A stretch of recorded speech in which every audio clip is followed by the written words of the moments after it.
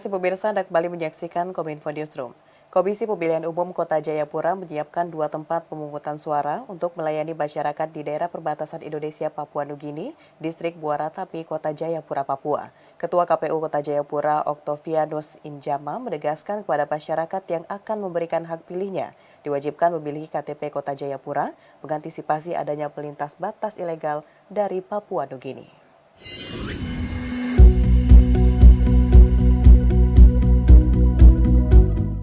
Komisi Pemilihan Umum Kota Jayapura menyiapkan 2 tempat pemungutan suara, yakni di Kampung Moso dan Pasar di Perbatasan Indonesia, Papua Nugini, Distrik Muara Tabi, Kota Jayapura, Papua.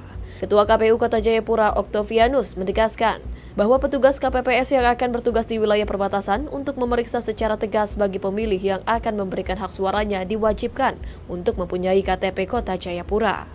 Hal ini dilakukan untuk mengantisipasi adanya warga pelintas batas ilegal dari Papua Nugini yang dikhawatirkan akan ikut mencoblos saat gelaran pemilu yang jatuh pada 14 Februari 2024 mendatang. Jayapura untuk TPS perbatasan ada 2, yaitu di Kampung Moso, satunya di Butung dan satunya di Kampung Moso sendiri. Dan untuk kesiapan mereka sudah siap, termasuk KPPS-nya juga sudah siap, sudah di-bintek kemarin. Dan mereka siap untuk melaksanakan tugas. Untuk DPT-nya adalah mereka warga Moso yang terdaftar dalam DPT adalah mereka yang memiliki KTP Kota Jayapura. Pada kesempatan tersebut, Kapolresta Kota Jayapura Kombes Pol Victor Dean menyebutkan bahwa terdapat 15 TPS yang dianggap rawan, salah satunya di wilayah Kampung Moso. Mengantisipasi pemilu yang lalu selalu ada upaya-upaya mobilisasi. Jadi kita sampaikan nanti petugas-petugas kita juga taat aturan, ya, taat hukum. Ya. Kalau memang ada yang memaksakan, tentunya kita akan proses secara hukum. Ya. Jadi kita sekaligus mengingatkan, ya, menggunakan hak pilihnya sesuai dengan ketentuan. Adapun terkait pengamanannya, kepolisian daerah setempat juga turut mengerahkan 550 personel yang akan bertugas di 940 TPS, tersebar di 5 distrik Kota Jayapura, Papua dengan jumlah daftar pemilih tetapnya sebanyak 258.082 orang pada gelaran pemilu 2024 mendatang. Kepala Otorita Ibu Kota Nusantara Bambang Susantono mengungkapkan mengenai skema perpindahan ASN ke Ibu Kota Nusantara di Kalimantan Timur akan bertahap mulai Juli, September hingga November mendatang. Sementara itu Menteri Pendayagunaan Aparatur Negara dan Reformasi Birokrasi Abdullah Azwar berharap pemindahan aparatur sipil negara ke Ibu Kota Nusantara tidak hanya memindahkan SDM semata, namun lebih pada mendorong terciptanya budaya birokrasi baru yang berbasis digital. Dalam keterangan pers terkait perkembangan terkini pembangunan IKN di Kementerian Kominfo, Kepala Otorita Ibu Kota Nusantara Bambang Susantono mengungkapkan, perpindahan aparatur sipil negara akan dimulai pada bulan Juli hingga November tahun ini.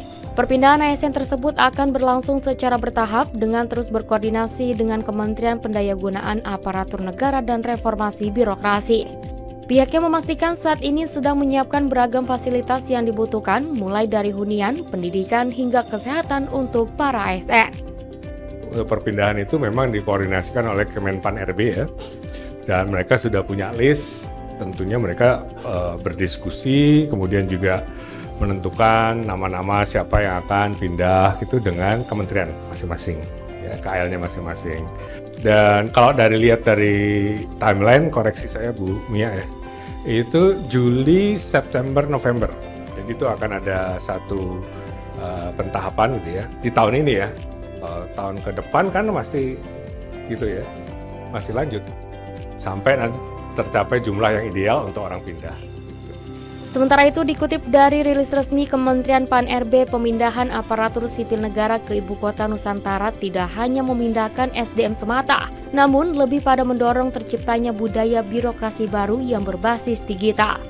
Oleh karena itu, Menteri Pan-RB Abdullah Azwar Anas meminta ASN yang dipindahkan maupun yang diisi dari jalur rekrutmen CASN tahun 2024 harus benar-benar diseleksi, sehingga nantinya menjadi sebuah mimpi bersama mewujudkan birokrasi terbaik melalui penguatan SDM yang unggul dan berakhlak sesuai core value ASN. Pemirsa, PT Kereta Api Indonesia akan memperpanjang waktu layanan LRT Jabodebek hingga pukul 23.03 waktu Indonesia Barat mulai pada Februari 2024. Manajer Public Relation LRT Jabodebek, Mahendra Trangbawono mengatakan, kebijakan ini diambil menanggapi tingginya antusiasme penumpang yang mengalami kenaikan hingga 16%.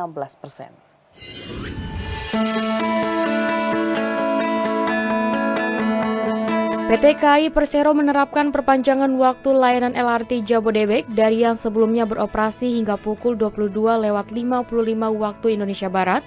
Pada Februari mendatang akan diperpanjang hingga pukul 23.03 waktu Indonesia Barat. Manajer Public Relation LRT Jabodebek Mahendra Trangbawono mengatakan, perpanjangan waktu layanan LRT Jabodebek merupakan tanggapan manajemen dari antusiasme tinggi masyarakat yang menggunakan LRT Jabodebek. Tercatat pada periode 16 sampai dengan 29 Januari 2024, LRT Jabodebek telah melayani sebanyak 552.903 pengguna, yang mana jumlah ini mengalami kenaikan 16% dibandingkan pada periode yang sama, yakni pada bulan Desember 2023 sebesar 478.256 pengguna. Menurut Mahendra, penambahan waktu layanan ini juga berdampak pada jumlah perjalanan LRT Jabodebek yang bertambah hingga 264 perjalanan pada hari kerja dan 240 perjalanan pada akhir pekan serta hari libur nasional. Perpanjangan waktu layanan ini juga bertujuan untuk mengakomodasi beragam kebutuhan pengguna serta memastikan bahwa LRT Jabodebek tetap menjadi pilihan dalam mendorong aksesibilitas dan konektivitas di wilayah Jabodebek dan sekitarnya.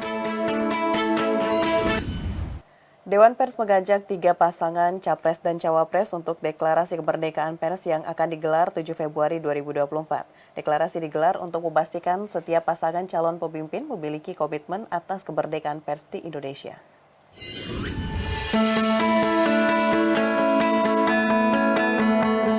Dewan Pers mengajak 3 pasang calon presiden dan calon wakil presiden untuk mendeklarasikan komitmen pada kemerdekaan pers di Indonesia. Penyampaian deklarasi sebagai komitmen tersebut akan diselenggarakan pada 7 Februari 2024 di Hall Dewan Pers Jakarta. Ketua Panitia Deklarasi Totok Suryantono menjelaskan, pemilihan tanggal 7 Februari sudah melalui pertimbangan matang agar tidak mengganggu sisa masa kampanye ketiga pasangan calon. Pers menurutnya memiliki posisi strategis dalam konstelasi politik nasional, apalagi pers merupakan pilar keempat demokrasi. Indeks kemerdekaan pers nasional pun ikut mempengaruhi tingkat demokrasi suatu negara. Tentang permintaan beberapa pihak terkait acara tersebut agar Dewan Pers sekaligus menggelar debat Capres-Cawapres seputar pers, pihaknya tidak bisa memenuhi hal tersebut. Dewan Pers khawatir jika ada debat maka akan bisa tergiring pada opini seolah Dewan Pers berperan mengarahkan pilihan pada calon tertentu. Selain itu, terdapat 11 konstituen yang akan menerima komitmen deklarasi Capres-Cawapres untuk kemerdekaan pers. Dewan Pers juga akan mengundang para pimpinan media massa dan tokoh-tokoh pers. Ia berharap tokoh pers menjadi saksi komitmen para pasangan calon presiden dan calon wakil presiden. Ada forum tanya jawab, namun formatnya berbeda. Kami tidak ingin tanya jawab terlalu banyak karena pertama kita perlu fokus pada apa yang terjadi. Namun demikian, setelah acara itu kami siapkan untuk nanti di luar panggung, di luar gedung ini itu ada tempat masing-masing pasangan calon kami pertemukan dengan teman-teman pers. Boleh mendalami apa yang sudah dikomunikasikan dan kemudian ditanggapi oleh para tokoh presiden atau bertanya soal yang lain, kami persilakan saja. Pemirsa, usai jeda kami akan mengajak Anda mengulas informasi membedah peran, fungsi, dan kinerja DPD RI. Sesaat lagi, tetaplah di Kominfo Newsroom.